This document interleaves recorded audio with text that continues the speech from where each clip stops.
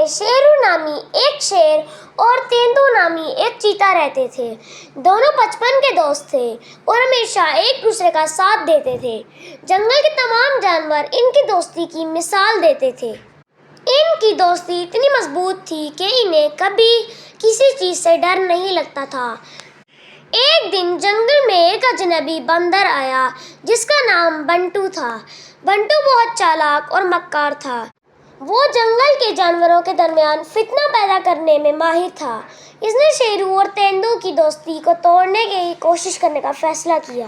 بنٹو نے پہلے تیندو کے پاس جا کر کہا، تیندو، میں نے سنا ہے کہ شیرو تمہیں اپنے سے کمزور سمجھتا ہے اور وہ کہتا ہے کہ اگر کبھی کوئی مسئلہ آیا تو وہ تمہیں چھوڑ کر بھاگ جائے گا۔ تیندو نے بنٹو کی باتوں پر یقین نہیں کیا، لیکن اس کے دل میں ایک شک پیدا ہو گیا۔ اس نے سوچا کہ شاید شیر واقعی اسے کمزور سمجھتا ہے۔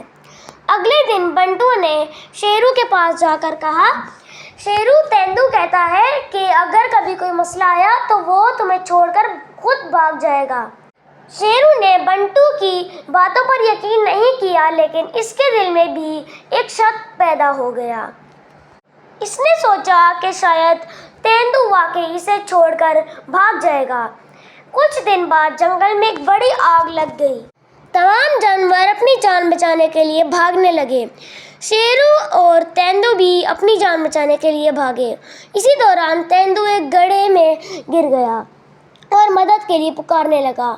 شیرو نے جب اپنے دوست کی آواز سنی تو اس کے دل میں آیا کہ شاید بنٹو کی باتیں سچ تھیں، لیکن پھر اس نے اپنے دل کی سننے کے بجائے اپنے دوست کی مدد کرنے کا فیصلہ کیا۔ وہ فوراً گڑھے کے پاس پہنچا اور تیندو کو باہر نکالا۔ آگ سے بچنے کے بعد شیرو اور تیندو نے بنٹو کو پکڑ لیا اور اسے جنگل سے نکال دیا۔ اس کے بعد انہوں نے اپنی دوستی پر کسی بھی شک کو جگہ نہیں دی۔ کچھ وقت کے بعد ایک اور خطرہ جنگل میں پیدا ہوا۔ جنگل کے قریب ایک گاؤں میں کچھ شکاری آئے۔ انہوں نے جنگل کے جانوروں کا شکار کرنے کا ارادہ کیا۔